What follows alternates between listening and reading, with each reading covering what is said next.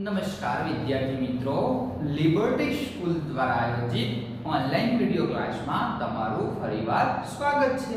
વિદ્યાર્થી મિત્રો, તમે વિજ્ઞાન અને ટેકનોલોજીમાં જે તમારું પહેલું ચેપ્ટર છે પોષણ વાળું, એ ચેપ્ટર તમે પૂરું કર્યું છે। એ સાહેબે તમને ચેપ્ટર આખું સંપૂર્ણ સમજાવી દીધું છે। હવે આપણે બીજું ચેપ્ટર વિજ્ઞાન અને ટેકનોલોજીમાં ચાલુ કરવાનું છે। તો ધોરણ 7 વિજ્ઞાન અને ટેકનોલોજી ચેપ્ટરનું નામ છે એસિડ, બેઝ અને ક્ષાર। બરાબર સમજો, એસિડ, બેઝ અને ક્ષાર। તો આ બહુ મસ્ત ચેપ્ટર છે અને એકદમ સહેલું ચેપ્ટર છે। તો એસિડ શું છે, બેઝ શું છે, ક્ષાર શું છે, એની આપણે સમજ મેળવવાની છે। ક્લિયર છે? અને સાથે સાથે આપણે એસિડના રાસાયણિક ગુણધર્મ જોવાના છે, બેઝના રાસાયણિક ગુણધર્મ જોવાના છે, તટસ્થીકરણની પ્રક્રિયા જોવાની છે અને ઉપયોગો જોવાના છે। તો અહીંયા આપણે ચર્ચા કરીએ કે પહેલા પ્રસ્તાવનાની થોડી હું ચર્ચા કરું। શાની પ્રસ્તાવના? તો તમને શું આપેલું છે? તો વિદ્યાર્થી મિત્રો, જુદા જુદા પદાર્થોના સ્વાદ જુદા જુદા હોય છે। જુદા જુદા પદાર્થોના સ્વાદ જુદા જુદા હોય છે।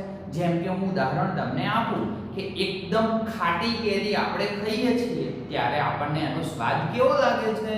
ખાટો, મીઠો, તુરો કે ખારો, તેનો સ્વાદ આપણને ખાટો લાગે છે। જ્યારે આપણે સંતરું અથવા મોસંબી લઈએ તો એનો સ્વાદ આપણને કેવો લાગે છે? એનો સ્વાદ પણ આપણને ખાટો લાગે છે। પણ બારીક તમે મીઠું, જ્યારે મીઠું આપણે ચાખીએ છીએ ત્યારે મીઠાનો સ્વાદ કેવો હોય છે? ખાટો કે ખારો? તો ખારો હોય છે। પણ આપણે સાકર ખાઈએ, ખાંડ ખાઈએ છીએ, એનો સ્વાદ કેવો હોય છે? મીઠો હોય છે। તો આપણે લખી શકીએ પ્રસ્તાવનામાં કે જુદા જુદા પદાર્થોના સ્વાદ જુદા જુદા હોય છે। બરાબર સમજો, જુદા જુદા પદાર્થોના સ્વાદ કેવા હોય છે? જુદા જુદા હોય છે। ક્લિયર છે? તો આ સ્વાદ આપણે કેટલા પ્રકારમાં વર્ગીકૃત કરવાનું છે? તો તમારો જે સ્વાદ હશે એ સ્વાદ કેવો હશે? તો કે ખાટો હશે। ક્લિયર છે? બીજું ખારો હશે, તુરો હશે અને ચોથું મીઠો હશે। ક્લિયર છે? તો તમે ખાધેલા પદાર્થો, હું તમને કહું છું કે પહેલું લખું છું, ચલો લીંબુ અથવા લીંબુ, તો લીંબુનો સ્વાદ કેવો હોય છે? તો લીંબુનો સ્વાદ ખાટો હોય છે। તો હું અહીંયા પદાર્થોના નામ લખું છું, આપણે જોડે જોડેના સ્વાદ લખતા રહેવાનું છે। આપણને બહુ મસ્ત એક ટેબલ આપેલું છે। ક્લિયર છે? ચલો આપણે લખીએ છીએ પદાર્થ, એની સામે શું લખીએ છીએ? એના સ્વાદ। ક્લિયર છે? તો પહેલા હું લખું છું લીંબુ। શું લખું છું? લીંબુ। તો લીંબુનો સ્વાદ કેવો હોય છે? ખાટો, ખારો, તુરો કે મીઠો? તો શું હોય છે? ખાટો। બરાબર છે? તો આપણે લીંબુ મોઢામાં મૂકીએ છીએ ત્યારે આપણું આમ જીભમાંથી ચડચડ એવું થાય છે। ક્લિયર છે? ટૂંકમાં તડતડી ઉઠે છે। તો એકદમ ખાટો સ્વાદ હોય છે। પછી આપણે ચર્ચા કરીએ કે સંતરા લઈએ, સંતરા અથવા મોસંબી, તો એનો પણ સ્વાદ કેવો હોય છે? ખાટો હોય છે। સંતરા અથવા મોસંબી લઈએ છીએ તો એનો પણ સ્વાદ કેવો હોય છે? ખાટો હોય છે। પછી આપણે વિનેગર લઈએ, જે આપણે શામાં વપરાય છે? તો તમે ઘરે મંચુરિયન બનાવતા હશો, એમાં તમે વિનેગર નાખો છો, એનો પણ સ્વાદ કેવો હોય છે? ખાટો હોય છે। આ ઉપરાંત આપણે ચર્ચા કરીએ છીએ દહીં લઈએ, તો દહીંનો સ્વાદ કેવો હોય છે? એ પણ શું હશે? ખાટો હશે। આંબલી લઉં તો આંબલીનો સ્વાદ પણ કેવો હોય છે? ખાટો હોય છે। ક્લિયર છે? તો હવે મને કોઈ મીઠો સ્વાદ દર્શાવતા હોય તો એના ઉદાહરણ તમે આપશો? હા, ચલો સાકર લઉં છું। આ સાકરનો સ્વાદ કેવો હોય છે? મીઠો હોય છે। પણ હું મીઠું લઉં, શું લઉં? મીઠું, તો મીઠાનો સ્વાદ કેવો હોય છે? મીઠાનો સ્વાદ કેવો હોય છે? ખારો. આ ઉપરાંત આપણને ટેબલમાં કેટલાક બીજા બધા પડતા નામ આપેલા છે. દાખલા તરીકે આપણે દ્રાક્ષ લઈએ, દ્રાક્ષનો સ્વાદ કેવો હોય છે? તો દ્રાક્ષનો સ્વાદ બે હશે. ઘણી દ્રાક્ષ ખારી હોય છે, ઘણી દ્રાક્ષ મીઠી પણ હોય છે. ક્લિયર છે? આ ઉપરાંત આપણે દ્રાક્ષ સાથે સાથે કાચી કેરી લઈએ તો કાચી કેરી, તો એનો સ્વાદ પણ વિદ્યાર્થી મિત્રો કેવો હશે? એનો સ્વાદ પણ શું હશે? ખાટો હશે. કેવો હશે? ખાટો હશે. સાથે સાથે હું આંબળા લઉં તો આંબળા, એનો સ્વાદ પણ કેવો હશે? ખાટો હશે. સાથે સાથે હું બેકિંગ સોડા, એને આપણે ગુજરાતીમાં શું કહીશું? ખાવાના સોડા, જેને આપણે દેશી ભાષામાં શું કહીએ છીએ? સોડા. ક્લિયર છે? તો બેકિંગ સોડા, ખાવાના સોડા. ક્લિયર છે? એનો સ્વાદ આપણને કેવો હોય છે? તો એનો સ્વાદ કેવો હોય છે વિદ્યાર્થી મિત્રો? યાદ રાખજો, તુરો હોય છે. કેવો હોય છે? તુરો હોય છે. ક્લિયર છે?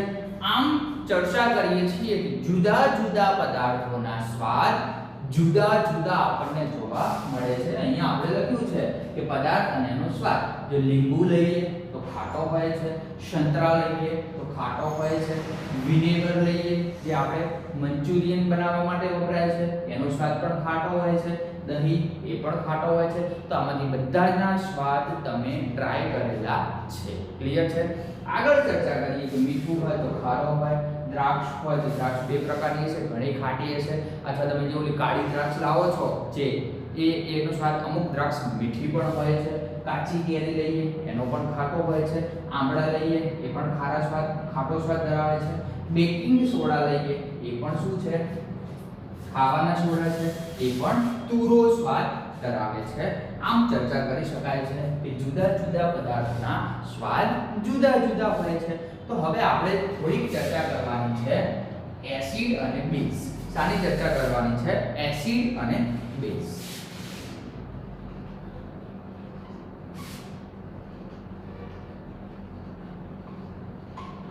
તો આ વિદ્યાર્થી મિત્રો આ શબ્દથી તમે પરિચિત હશો. ક્લિયર છે? તો કેટલાક પદાર્થો એવા છે કે જેનો ખાટો સ્વાદ જોવા મળે છે.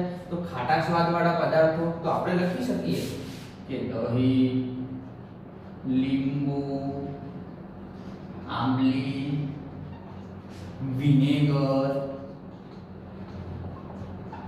આ બધાના સ્વાદ દહીં, લીંબુ, આંબલી, વિનેગર આ બધાના સ્વાદ કેવા હોય છે? ખાટા હોય છે. કેવા હોય છે? ખાટા હોય છે. લીંબુ, આંબલી, વિનેગર વગેરેના સ્વાદ કેવા હોય છે? ખાટા હોય છે. આમ જે પદાર્થ, બરાબર સમજો, જે પદાર્થ સ્વાદે ખાટા હોય છે, જે પદાર્થો સ્વાદે કેવા હોય છે? ખાટા હોય છે, તેમને આપણે કયો ગુણધર્મ કહીશું? તો તેમને આપણે એસિડિક ગુણધર્મ કહીશું. શું કહીશું? એસિડિક ગુણધર્મ. શું કહીશું? એસિડિક ગુણધર્મ. સ્વાદે કેવા હોય છે? ખાટા. તો આ જે એસિડ છે, કદાચ તમને પરીક્ષામાં એવું પૂછાય કે એસિડનો રાસાયણિક ગુણધર્મ જણાવો, તો એસિડનો રાસાયણિક ગુણધર્મ કયો છે? એસિડિક. એટલે કે સ્વાદે કેવા છે? ખાટા છે. તો એસિડિક એ એસિડનો કેવો ગુણધર્મ છે? રાસાયણિક ગુણધર્મ છે. કેવો છે? રાસાયણિક ગુણધર્મ છે. ક્લિયર છે? તો આ એસિડિક શબ્દ ક્યાંથી ઉતરી આવ્યો છે? તો એસિડ શબ્દ એ લેટિન શબ્દ એસિયર પરથી ઉતરી આવ્યો છે. તો એસિડ શબ્દ એ લેટિન શબ્દ કયો શબ્દ છે લેટિનમાં? એસિયર. બરાબર યાદ રાખજો. એસિયર પરથી ઉતરી આવ્યો છે, પરથી ઉતરી આવ્યો છે, જેનો મતલબ શું થાય છે? તો એશિયર નો મતલબ, એશિયર નો મતલબ શું થાય છે? તો ખટાશ. શું થાય છે? ખટાશ એવો થાય છે. તો આપણે ચર્ચા કરી કે સ્વાદે કેવા હોય છે? ખાટા હોય છે, જેને આપણે શું કહીશું? એસિડ તરીકે ઓળખીશું. ક્લિયર છે? હવે આપણે ચર્ચા કરીએ કેટલાક બેઝ પદાર્થોની. આની ચર્ચા કરીએ બેઝ પદાર્થોની. એસિડની ચર્ચા પૂરી કરી, હવે આપણે જોઈએ બેઝ. ક્લિયર છે? તો લખી શકાય છે આપણે સ્વાદે કેવા લખ્યા છે? ખાટા. તો હંમેશા બેઝ પદાર્થ સ્વાદે તુરા હોય છે. કેવા હોય છે? તુરા. તો બેઝ પદાર્થ સ્વાદે કેવા હશે? સ્વાદે તુરા હોય છે. બેઝ પદાર્થ સ્વાદે તુરા હોય છે. ક્લિયર છે? આગળ ચર્ચા કરીએ છીએ કે જ્યારે આપણે, તમારે એક અવલોકન કરવાનું છે, ઘરે નાવા બેસો છો ત્યારે આપણે ઘણી વખત સાબુથી હાથ ધોઈએ છીએ. તો સાબુથી બરાબર હાથ ધોવો છો ત્યારે એક અવલોકન કર્યું છે કે સાબુના જે ફીણ ઉત્પન્ન થાય છે એ કેવા હોય છે? સ્પર્શે ચીકણા હોય છે. કેવા હોય છે? ચીકણા હોય છે. તો બેઝિક ગુણધર્મને શું કહીશું? કે જ્યારે સાબુનું દ્રાવણ બનાવીએ છીએ ત્યારે, તો સાબુનું દ્રાવણ એ કેવું હોય છે? ચીકણું હોય છે. કેવું હોય છે? ચીકણું હોય છે. ક્લિયર છે? અને જે સ્પર્શે, જેને સ્પર્શ કરવાથી આપણને ચીકણું લાગતું હોય એને આપણે કેવો ગુણધર્મ કહીશું? જેને સ્પર્શ કરવાથી શું લાગતું હોય? ચીકણું. ચીકણું લાગતું હોય તેને આપણે શું કહીશું? કઈ પ્રકૃતિ કહીશું? બેઝિક પ્રકૃતિ કહીશું. શું કહીશું? બેઝિક પ્રકૃતિ ધરાવે છે એમ કહી શકાય છે. ક્લિયર છે? સાથે સાથે આપણે ચર્ચા કરીએ છીએ કે બેઝિક પદાર્થ હોય છે એ બેઝિક પદાર્થનો સંબંધ એટલે કે એનો સ્વભાવ કેવો હોય છે? તો બેઝિક પદાર્થ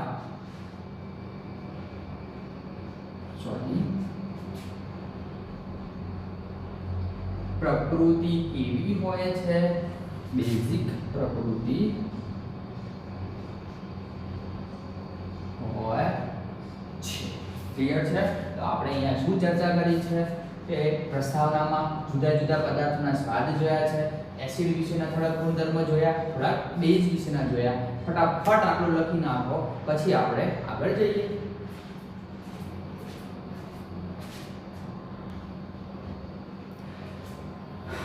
ક્લિયર છે? તો આપણે એસિડ અને બેઝની ચર્ચા પૂરી કરી. શું ચર્ચા કરી?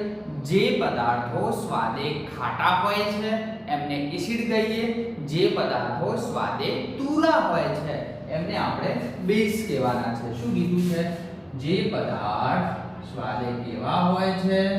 સ્વાદે ખાટા હોય છે એમને આપણે શું કહેવાનું છે? તેમને આપણે એસિડ કહીશું. અને જે પદાર્થ સ્વાદે કેવા હશે? તુરા હશે એને આપણે શું કહીશું? બેઝ. તો વિદ્યાર્થી મિત્રો, કેટલાક એવા પદાર્થો હોય છે કે જેને આપણે જીભ વડે ચાખી શકતા નથી. શું કરી શકતા નથી? ચાખી શકતા નથી. તો એની આપણે પ્રકૃતિ નક્કી કરવી છે. એ એસિડ છે કે બેઝ છે? દાખલા તરીકે એક પાત્રની અંદર ઉકાળેલું પાણી અથવા ઉકાળેલું કોઈ બીજું દ્રાવણ ભરેલું છે, એ દ્રાવણને આપણે જીભ વડે, હાથથી જીભ વડે ચાખી શકતા નથી. તો એનું પ્રકૃતિ નક્કી કરવા માટે શાનો ઉપયોગ કરશું?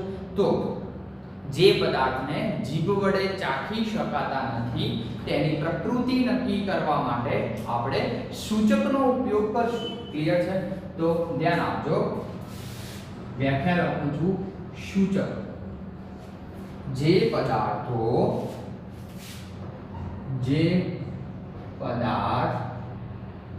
જીભ વડે ચાખી શકાતા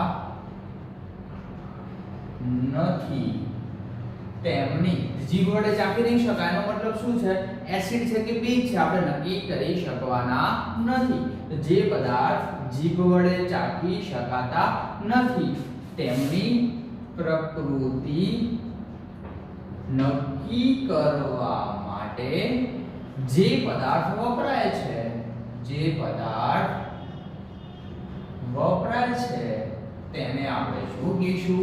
તો તેને સૂચક તરીકે ઓળખશું. શાના તરીકે?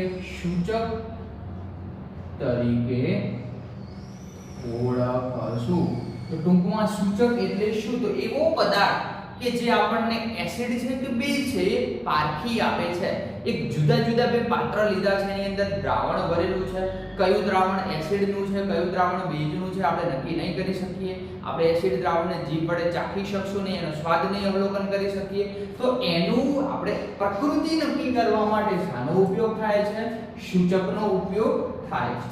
ક્લિયર છે? તો આવા સૂચકો કુદરતી રીતે આપણને પ્રાપ્ય હોય છે. તો મોટા ભાગના સૂચકો કુદરતી રીતે પ્રાપ્ય હોય છે. તો સૂચકો તરીકે કયા કયા પદાર્થો લખી શકાય છે? તો લખી શકીએ હળદર, ક્લિયર છે, લિટમસ પત્ર, સાથે સાથે આપણે ચર્ચા કરીએ હળદર, લિટમસ પત્ર, જાસૂદની પાંખડીઓ વગેરે શું દર્શાવે છે? તો વગેરે શું દર્શાવે છે? સૂચક દર્શાવે છે. અને આપણે સૂચક શું કરે છે દ્રાવણમાં? સૂચકની મદદથી રંગ પરિવર્તન જોઈ શકાય છે.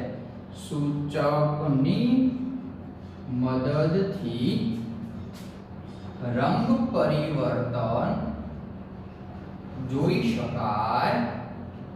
શું જોઈ શકાય છે? રંગ પરિવર્તન જોઈ શકાય છે. તો બસ આજનું વિડિયો લેક્ચર આપણે અહીંયા પૂરું કરીએ છીએ. નેક્સ્ટ વિડિયો લેક્ચરમાં આગળ મળશું. આમાં કોઈ ડાઉટ હોય તો મને પૂછી શકો છો. ક્લિયર છે? Thank you.